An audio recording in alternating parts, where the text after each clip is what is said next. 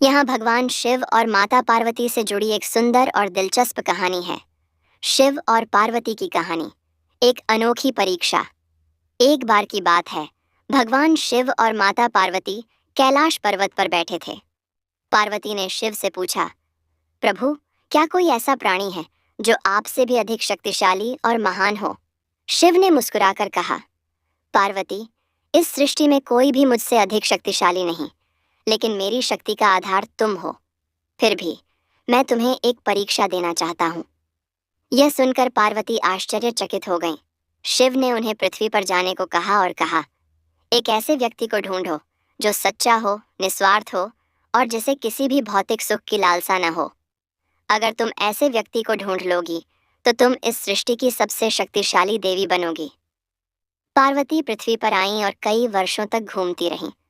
उन्होंने राजा महाराजाओं, साधु संतों और गरीबों को देखा, लेकिन सभी में किसी न किसी तरह का अहंकार या लालच था। वे निराश होने लगीं। एक दिन वे एक छोटे से गांव में पहुंची। वहां उन्होंने एक कुम्हार को देखा जो मिट्टी के बर्तन बना रहा था। वह बहुत गरीब था, लेकिन उसके चेहरे पर एक अलग ही सुकून था। पार्वती ने एक बूढ़ी औरत का रूप लिया और उसके पास गईं। बेटा, मैं बहुत भूखी हूँ, क्या तुम मुझे कुछ खाने को दे सकते हो? उन्होंने पूछा। कुम्हार ने तुरंत अपना काम छोड़ा और अपनी झोपड़ी से 2 रोटियां और थोड़ा सा साग लेकर आया।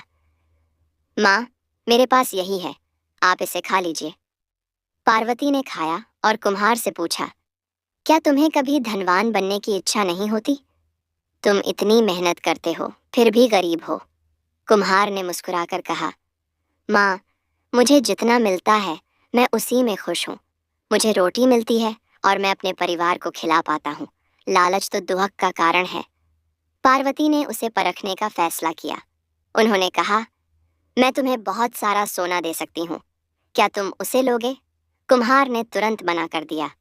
नहीं माँ, मुझे सोना नहीं चाहिए, मुझे मेरे काम से प्यार है, ये मेरे लिए सबसे बड़ा धन है। यह सुनकर पार्वती बहुत प्रसन्न हुई। उन्होंने अपने असली रूप में आकर कुम्हार को दर्शन दिए। कुम्हार ने डर कर उनसे माफी मांगी। पार्वती ने कहा, तुम्हें डरने की जरूरत नहीं है, तुम वही व्यक्ति हो जिसकी तलाश मैं कर रही थी। तुम्हारा सच्चा और निस्वार्थ मन ही सबसे बड़ी शक्ति है। पार्वती वापस कैलाश पर गईं और शिव को पूरी कहानी सुनाई। शिव ने मुस्कुराकर कहा, मैं जानता था कि तुम किसे ढूंढोगी। वह कोई और नहीं बल्कि मेरा ही सच्चा भक्त था। जो इंसान अपने काम में और अपने दिल में सच्चा होता है, वही सबसे शक्तिशाली